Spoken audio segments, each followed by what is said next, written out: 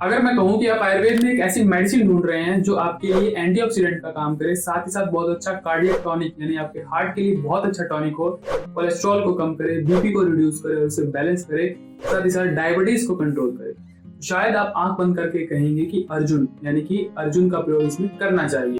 ये बात बिल्कुल ठीक है, लेकिन ये एक पहलू है, यानी कि हम सिर्फ इसके बेनिफिट्स के बारे में जानते हैं, इसके साइड इफेक्ट या नुकसान के बारे में शायद हमें बिल्कुल पता नहीं होता है। और अक्सर कार्डियक पेशेंट यानी कि हार्ट के जो मरीज होते हैं अर्जुन का प्रयोग किया करते हैं और उनको अलग अलग साइड इफेक्ट्स भी मिलते हैं, लेकिन शायद वो पहचान नहीं पाते हैं। तो आइए आज हम इसी के बारे में जानेंगे, इसके फायदे और सावधानी भरे प्रयोग क्या है। सादर प्रणाम, मैं विशाल एक बार फिर से स्वागत करता हूँ आपका अपनी यूट्यूब चैनल सनातन मार्ग पर। सनातन मार्ग चैनल देता है आपको आयुर्वेद और स्वास्थ्य संबंधित सही जानकारी हमारे सही ग्रंथों से। यदि आप इन जानकारियों को प्राप्त करते रहना चाहते हैं तो इस चैनल को अवश्य सब्सक्राइब कर लें। किसी भी मेडिसिन को यूज करने से पहले सिर्फ उसके बेनिफिट्स जान लेना ये बिल्कुल अच्छी बात नहीं है। उसके साइड इफेक्ट्स या उसके प्रभावों के बारे में, उसके दुष्प्रभावों के बारे में जानना हमारे लिए बहुत ही जरूरी होता है।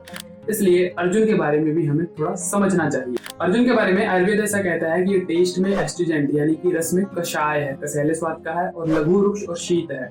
लघु यानी कि पचने में हल्का है, रुक्ष आपकी बॉडी में ड्राइनेस पैदा करने वाला है, शीत यानी कि ठंडक पैदा करता है हमारे शरीर के अंदर।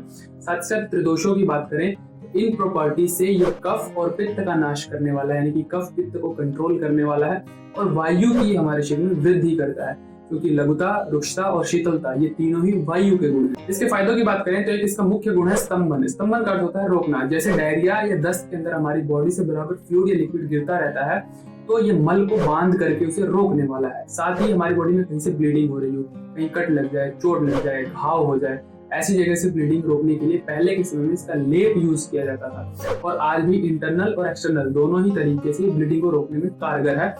इंटरनल ब्लीडिंग यानी जैसे आपके नाक से खून गिरना, कहीं शरीर के अंदर घाव हो जाए, इंटरनल कोई घाव हो जाए, वहां से बराबर ब्लड निकल रहा है, फाइल्स के अंदर जो ब्लड निकलता है, ब्लीडिंग फाइल्स होती है, या रक्त पित्त की जितनी भी समस्याएं होती हैं, तो पित्त के कारण दूषित रक्त होने से हमारे शरीर से ब्लड निकलने लगता है, उन सभी के अंदर ये काम करता है। इसको आयुर्वेद संधान कर कहता है। संधान कर यानी कि जोड़ने वाला। कहीं फ्रैक्चर हो जाए, हड्डी टूट जाए तो उसको जल्द से जल्द जोड़ने का काम करता है। और मॉडर्न साइंस ने इसको कैल्शियम रिच भी माना है, इसलिए हड्डी जोड़ने में तेजी से सक्षम होता है।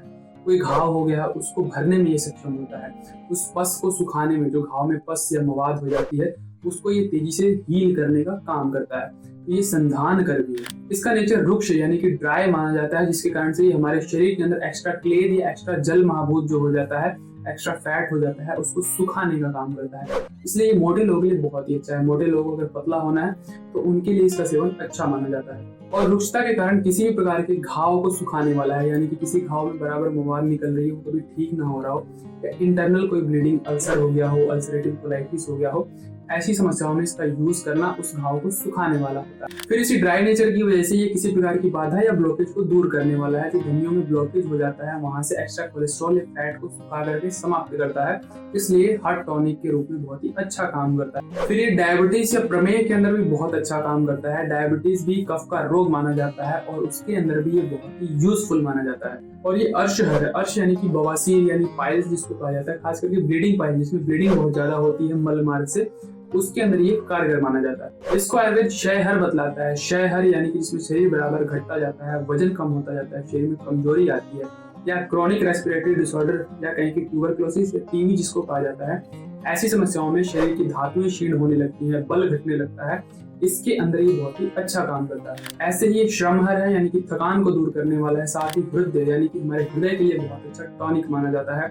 हृदय की मसल्स यानी कि हार्ट मसल्स को बहुत अच्छी पावर देता है और उनको स्ट्रेंथ प्रदान करता है। ये तो इसके फायदे हुए। अब बात कर लेते हैं इसके थोड़े साइड इफेक्ट या कहीं इसके नुकसान की, क्योंकि ये ड्राइनेस क्रिएट करने वाला है, शीतल प्रकृति का है, ड्राई नेचर का है, तो वायु की हमारे शरीर में वृद्धि करने वाला है। और जो पहले से ही वात कारक रोग से परेशान है, यानी कहीं जिनकी बॉडी पहले से ही वायु डोमिनेंट है, बॉडी ड्राई है, बाल ड्राई है, आईज ड्राई है, स्किन ड्राई है, ये सभी ड्राई बहुत ज्यादा है, उनके अंदर ये और भी ज्यादा ड्राइनेस को बढ़ा देने वाला है। जो लोग पहले से दुबले पतले हैं, जिनका वजन कम है या ड्राई यानी कि सूख गए हैं, उनको ये और भी सुखाने वाला है।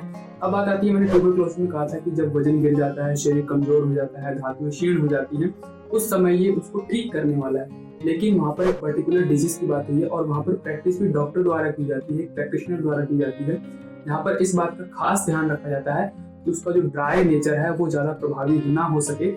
इसके लिए अलग अलग मेडिसिन का योग बनाया जाता है। उसकी सहायक जो मेडिसिन होती है उसको ऐसा रखा जाता है जिससे रुक्षता का प्रभाव बहुत अधिक नहीं होता है। लेकिन जनरली अगर आप इसका यूज करते हैं बिना इस बात का ध्यान रखे, इसकी ड्राइनेस के बारे में बिना सोचे, तो ये आपके शरीर को घटा सकता है। स्तंभन और रुक्ष गुण के कारण ये आपके मल को कड़क कर सकता है।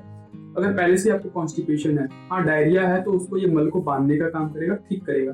लेकिन पहले से कॉन्स्टिपेशन है, आंतें बहुत रुक्ष हैं, ड्राई हो गई हैं, तो वहां पर और भी ज्यादा ड्राइनेस पैदा करेगा और मल को सुखाने का काम करेगा, यानी कि कॉन्स्टिपेशन को बढ़ा देगा। यह रुक्ष गुण के कारण आपके अंदर से शुक्र का शोषण करने वाला है, यानी कि शुक्र धातु को सुखाने वाला है।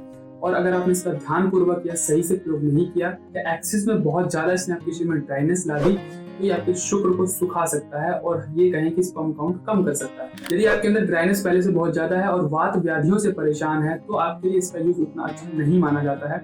फिर भी हार्ट टॉनिक के लिए अगर यूज करना है, या कहें कि हार्ट में और भी इसके अल्टरनेटिव बहुत से टॉनिक होते हैं जो स्निग्ध भी होते हैं, साथ ही साथ आपके हार्ट को टॉनिक देने वाले होते हैं, वायु को नहीं क्रिएट करते हैं, या फिर भी यदि आप इसका यूज करना चाहें तो घी या दूध ऐसी चीजों के साथ इसका यूज करने को बताया जाता है, ताकि आपकी बॉडी में बहुत ज्यादा ये ड्राइनेस ना क्रिएट कर पाए। किसी क्रॉनिक डिजीज के अंदर अगर फिर भी आप अर्जुन का यूज करना चाहते हैं तो किसी वैद्य की देखरेख में करें तो ही अच्छा है। बाकी इसके बेनिफिट उठाना चाहते हैं तो सावधानी से इसका प्रयोग करें और इसकी ड्राइनेस का या कहीं की लघुता का ध्यान रखें। आज के लिए इतना ही, सादर प्रणाम।